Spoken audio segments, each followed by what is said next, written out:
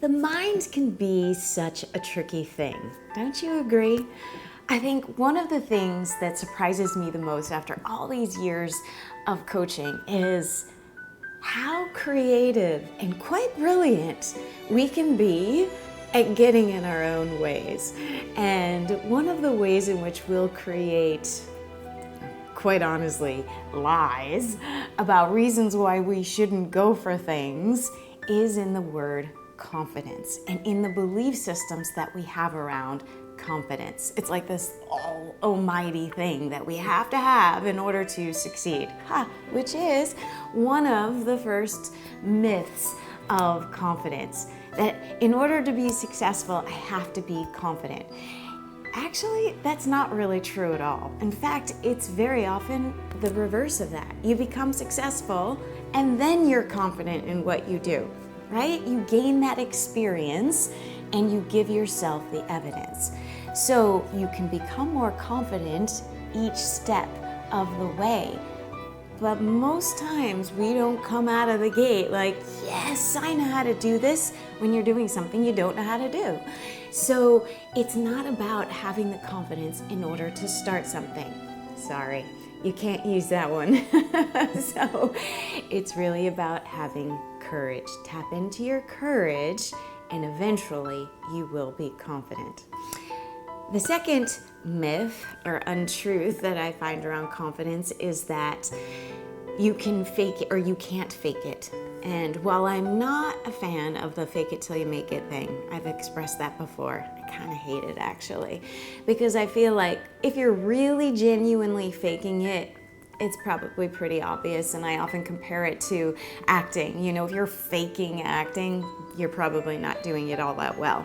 And so what we want to do is to tap into some part of us that isn't faking it, where it's actually genuine and real. So perhaps you have a thing about technology, right? I can't do technology. I'm not confident in doing anything with technology. It's a very real belief, and maybe there are some pieces of that that are real and true for you. However, most of the time it becomes this blanket overwhelm, and then not having confidence in it prevents us from actually taking the steps that it takes to get confident in it, right? So we have to go backwards, and there are probably things within that process that you do have confidence in, because you probably have some experience in it. Maybe you're a good problem solver in some other area of your life. And so how might you use your problem solving abilities here with technology? Maybe you're really good at finding people who can help you or assist you or mentor you. Maybe you've done that in some other area of your life and you could utilize that here. So breaking it down into what you do know and perhaps what you have, right? This is a Moticise process. What do you have? What do you know? And then maybe what do you need? And putting the two together, again, will help you build that confidence. You don't have to fake it until you make it. You can use what you know and be honest about what you don't. But don't let the overwhelm or the lack of confidence get in the way. Gotta put this in there too, because it's just scientifically proven that movement and mindset actually change how you feel, and that in and of itself can make you feel more confident.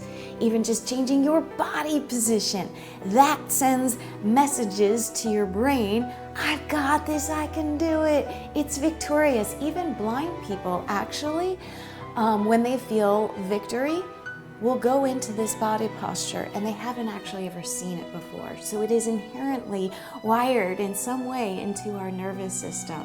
And we can capitalize that by changing our physiology. And that will also help us be real, not fake, while we're building our confidence. Another one is people who are confident are obnoxious or arrogant. And that's another one I find interesting, because it's amazing how we've sort of glorified or we've made acceptable insecurity and lack of confidence. Like in some way we've convinced ourselves, well, that's a nice person, where a confident person is arrogant. And again, I think this is another one of those tricks that our brilliant minds do to make us feel better about ourselves when we don't necessarily have the confidence. Hey, let's just make those people the bad people, right?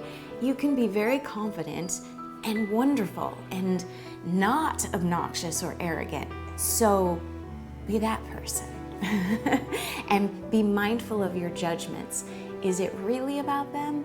Or is it trying to make you feel better about where you're at? And how might you change the things that you want so that you can, once again, become the confident, kind, helpful, wonderful person that you already are? Another one is, this is the fourth one, there's 5 myths we're talking about today, is that you're either confident or you're not. I don't know where that one came from. That's so not true. People are like, I'm just not a confident person. And this is where we get into, again, trouble, because we make it our identity.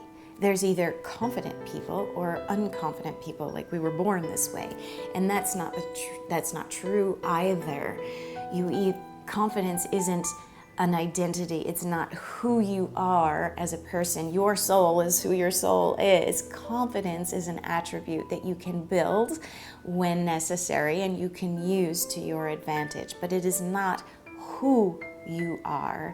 It is something you have. And so you're not either born with it or not born with it, or a confident person or not confident person.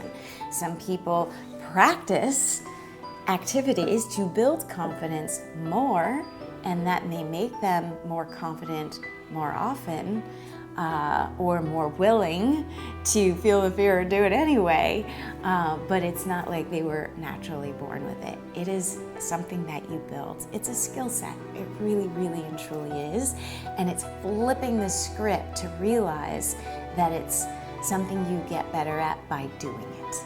And finally, confident people don't have insecurities. Wow, that is like so untrue. And again, another one of these things that we sometimes put in our head as absolutisms to justify why we can't be confident. I have insecurities, so I'm not confident. You can be both actually at the same time. And that's a very interesting dynamic, and I see this all the time with clients.